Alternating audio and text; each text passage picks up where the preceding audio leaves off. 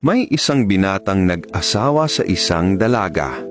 Pumanaw na ang ina ng lalaki, kaya kasama niya sa bahay ang kanyang tumatandang ama na nag-aalaga at nagpapalaki sa kanya mula pagkabata.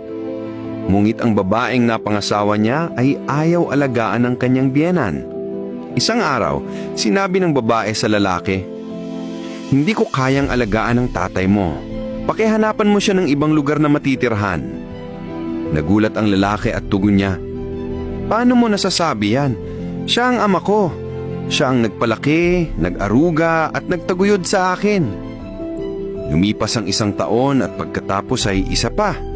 Ngunit nananatiling pareho ang sitwasyon. Muling sinabi ng babae, "Hindi ko na talaga kaya. Mas mabuti kung ilipat mo na siya sa ibang lugar." Nakiusap ang lalaki, "Paano mo nagagawang isipin yan?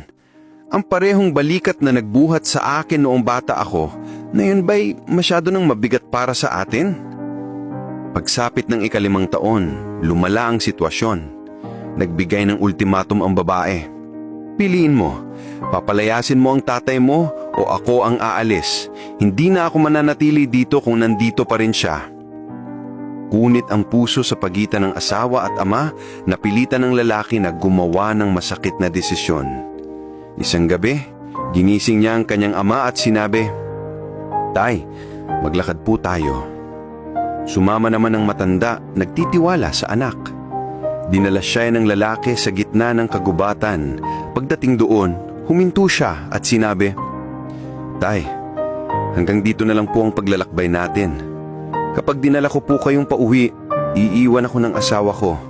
Malapit na rin po naman ang katapusan ng buhay ninyo, pero siya ay makakasama ko ng panghabang buhay. Wala na po akong ibang magagawa.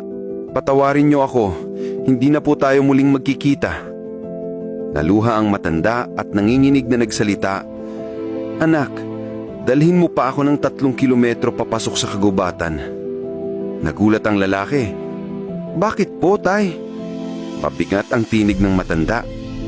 "Dahil 20 taon na ang nakalipas, dito ko rin iniwan ang sarili kong ama." Aral ng kwento, totoo ang karma. Ang ginagawa natin sa iba ay babalik din sa atin.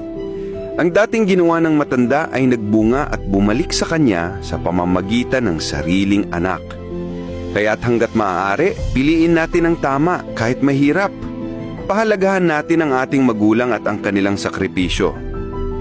Kung paano natin sila tratuhin ngayon, ganun din tayo pakikitunguhan ng ating mga anak balang araw. Karma ang nagpapaalala na dapat tayong magbigay galang, magmahal, at mag-alaga sa ating mga magulang habang kaya pa natin.